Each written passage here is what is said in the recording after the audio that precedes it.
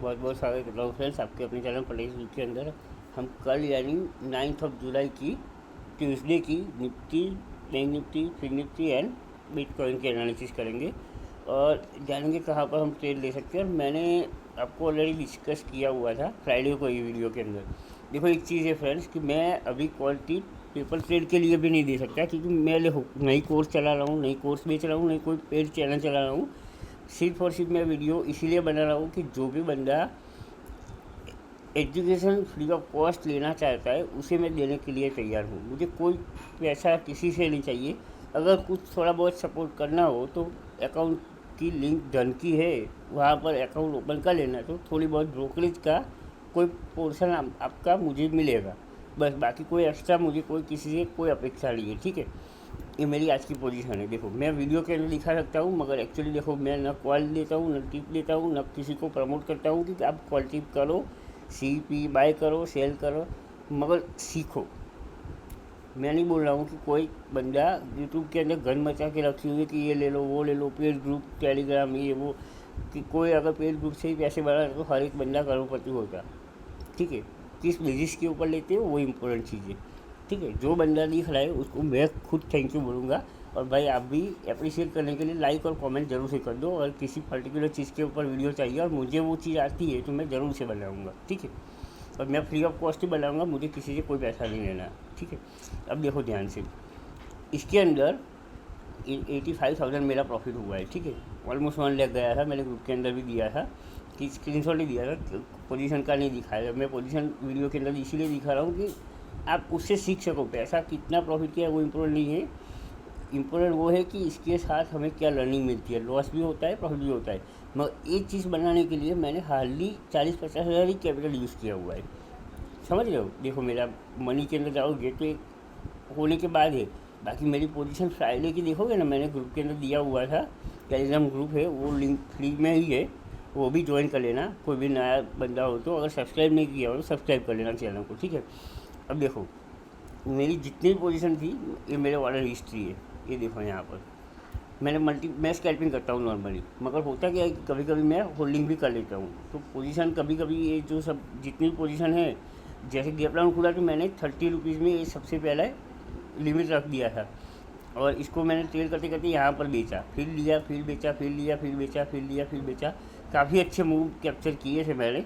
Bank Nifty के अंदर एक दो बार मैंने पुट साइड में ट्रैप भी हुआ था, मगर सेकंड हाफ के अंदर मैंने आपको अपडेट भी किया था, अगर आपको याद हो तो, कि बाउंस भी आ सकता है। अब देखो मुझे तो ऐसा था नहीं, देखो मैंने ज़्यादा कुछ ट्रेड नहीं किए थे सेकंड हाफ के अंदर। यहाँ पर देखोगे ना, टाइम देखो यहाँ पर, ये देख रहे हो, एकदम 12:15 में लास्ट ट्रेड था, उसके बाद सीधा 2 बजे ट्रेड लिया था, वो भी कॉल साइड में, देख रहे हो। 150 क्वान्टिटी 253 के ऊपर लेके 261 के ऊपर बेच दिया, क्योंकि मूवमेंट नहीं आ रहा था। फिर देखो यहाँ पर 300 क्वान्टिटी कॉल लिया 46 के ऊपर, यहाँ पर भी काफ़ी सारा वेट करना पड़ा। फिर ये हीरो जीरो की तरह लिया था कि चलो अगर मूव आता है, और मिड कैप के अंदर काफ़ी सारा स्पाइक आता है। फिर ये सब स्कैल्पिंग ही था, ये देखोगे, ये लास्ट में निकाल लिया। फिर ये जो लिया यहाँ का लिया था ना, वो ये वाला निकाल लिया यहाँ पर। अब देखो मैंने बाउंस का क्यों बोला है, क्योंकि मेरा तो व्यू बेरिश साइड था। और दूसरी चीज़ के लिए हो, कभी भी व्यू बना के मत चलो कि मार्केट को ऊपर ही जाना है, नीचे ही जाना है, ऐसा कभी नहीं होता। मार्केट जिस डायरेक्शन में जाए उसी डायरेक्शन में हमें ट्राई करो कि हम उस डायरेक्शन में ट्रेड लें। अब समझे कैसे कि ऊपर जाएगा या नीचे जाएगा, देखो मैं दिखाता हूँ आपको। वीडियो लगातार थोड़े दिन देखोगे, पूरा आइडिया क्लियर हो जाएगा। अब हम एनालिसिस कितने टाइम फ्रेम के ऊपर करते हैं, नॉर्मली 15 मिनट के ऊपर, मगर अगर लंबी एनालिसिस करनी है तो 1 डे के ऊपर करेंगे, ठीक है। आज का दिन की कैंडल का हाई, कैंडल का लो, ऑलमोस्ट उसी के बीच में टाइम पास ही करता रहा। जो सुबह में मूवमेंट मिला था ये वाला, वही हमने कैप्चर किया था। मैंने तो BTST लिया था, मगर अनफॉर्चुनेटली मुझे खुद दुख होता है कि मैं आप सबको पेपर ट्रेड के लिए भी नहीं दे पा रहा हूँ। तो मगर कोई नहीं, अगर आप सीखोगे तो हर रोज़ खुद से ही कर पाओगे। अब ध्यान से देखना, एक 1 डे की टाइम फ्रेम है, ठीक है। बैंक निफ्टी है, चार्ट है बैंक निफ्टी का, टाइम फ्रेम है 1 डे की, डी यानी 1 डे। हर बार रिटेस्ट बाउंस, रिटेस्ट बाउंस। अब इसको यहाँ पर मैं बोल रहा हूँ कि यहाँ पर रिटेस्ट करने के लिए आना चाहिए, लॉजिकली आना चाहिए, मगर नहीं आता तो कोई ज़बरदस्ती हम नहीं ला सकते। यानी लॉजिकली इसको बैंक निफ्टी को इस लेवल के ऊपर आना चाहिए, तो मुझे बुलिश साइड में थोड़ा कॉन्फिडेंस मिलेगा और अच्छा खाया मिलेगा।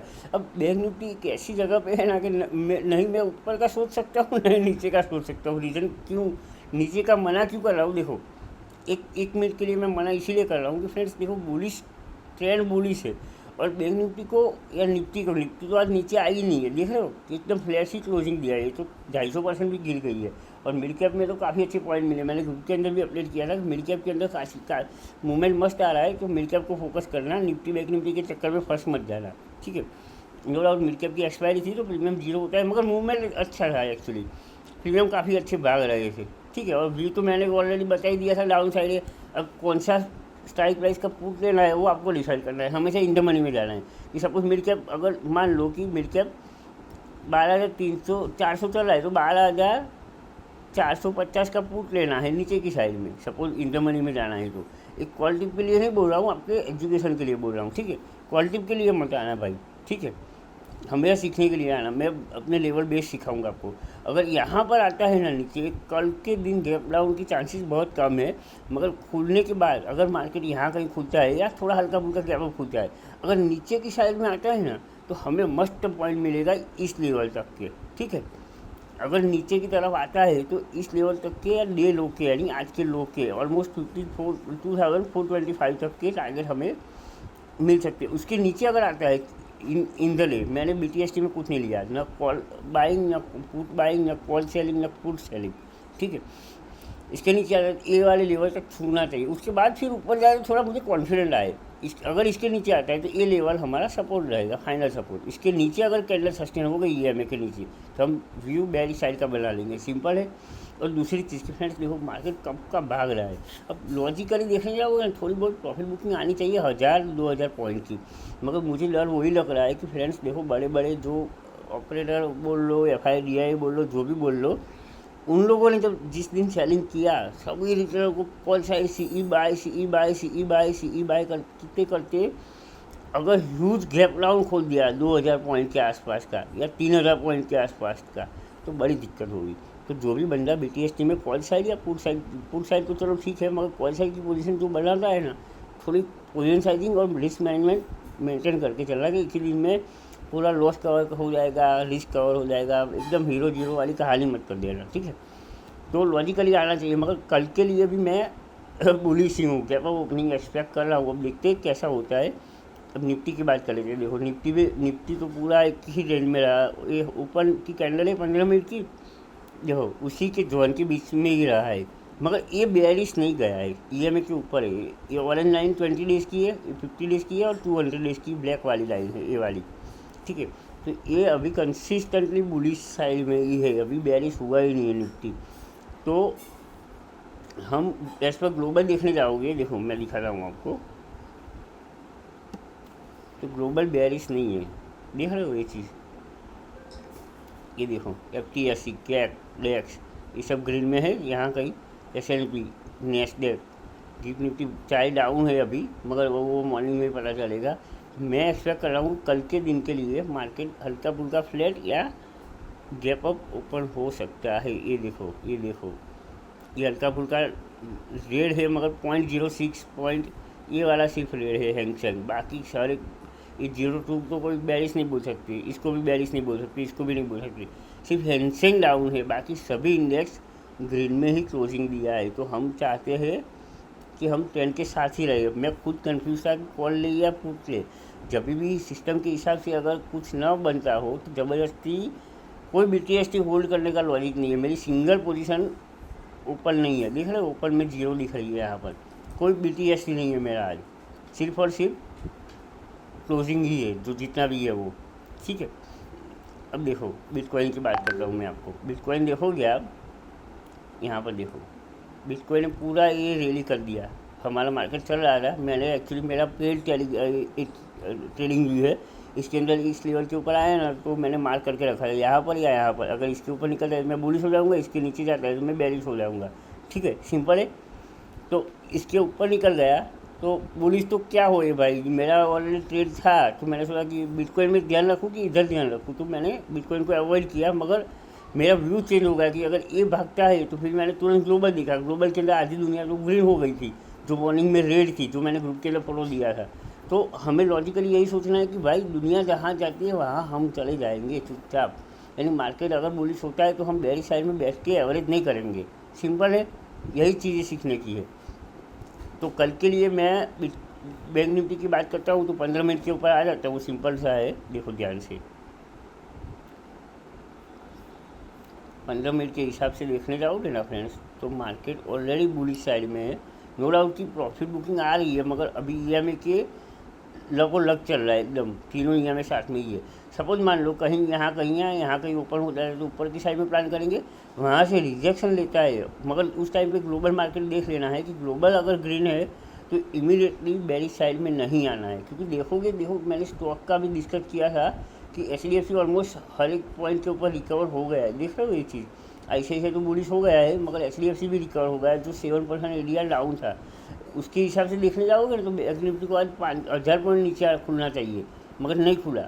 अगर खुलते ही थोड़ा बहुत गिर गया ये नो डाउट, मगर उसके बाद फिर बेयरिश साइड में कंटिन्यूएशन कैंडल बनी ही नहीं है। ये 3 कैंडल के अलावा बेयरिश साइड में ये रिटेस्ट हुआ, चलो मान लो, फिर गिरा, फिर रिटेस्ट हुआ, फिर गिरा, मगर इतना नहीं गिरा जो ये कैंडल मॉर्निंग में थी, समझ रहे हो। तो फ्रेंड्स इतना भी मार्केट बेयरिश नहीं है, मगर मैं एक्सपेक्ट कर रहा हूँ कि प्रॉफिट बुकिंग आए थोड़ी बहुत 1 डे के हिसाब से कैंडल तक, ठीक है। और वो लेवल अपना कौन सा है, 51,945, ये लेवल तक तो आना चाहिए, लॉजिकली आना चाहिए। फिर अगर नहीं आता तो मैं पकड़ के तो नहीं ला सकता, मगर ट्रेड ऐसा ही प्लान करो। अगर आप मान लो कि एट द मनी का 200 स्ट्राइक प्राइस का प्रीमियम ले रहे हो, ठीक है, आप 20 पॉइंट का 30 पॉइंट का SL रख रहे हो, तो कम से कम 50 या 60 पॉइंट से टारगेट रख दो, ठीक है। तो 200 का ले रहे हो तो 170 का SL रख दो और 260 का टारगेट रख दो। अब मान लो कि 250 चला गया, हम तो 260 में ही बेचेंगे, तो ऐसा मत करो, आधी क्वांटिटी 50% क्वांटिटी 250 में बेच लो। अगर इसके ऊपर निकल जाए या ट्रेडिंग ऐसा 245 का रख दो, ठीक है। तो होगा क्या कि आप जैसे मार्केट रिवर्स होगा आपका बुक हो जाएगा। अगर और ज़्यादा गिरेगा, मगर चलना ही है, तो 220 में आपको दोबारा मौका मिलेगा लेने के लिए, और 220 से 260 में वापस से बेच सकते हो, ठीक है। ये लॉजिक रखो, थोड़ा बहुत स्कैल्पिंग माइंडसेट रख लो, तो होगा क्या कि मार्केट इसी रेंज के अंदर ऐसे साइडवेज रहेगा ना। सपोज मान लो कि देखो आपने यहाँ कहीं लिया, बेचा यहाँ पर, फिर यहाँ मौका मिलेगा, फिर यहाँ पर जाके बेचो, फिर रिटेस्ट करने जाएगा, फिर बेचो, फिर रिटेस्ट करने जाएगा, फिर बेचो। तो ऐसा करते रहोगे तो थोड़े बहुत पॉइंट उसी मूव के अंदर ऐसे मूव करेगा मार्केट एक ही रेंज के अंदर, तो बार बार आपको 20 या 30 पॉइंट मिलते रहेंगे, ठीक है।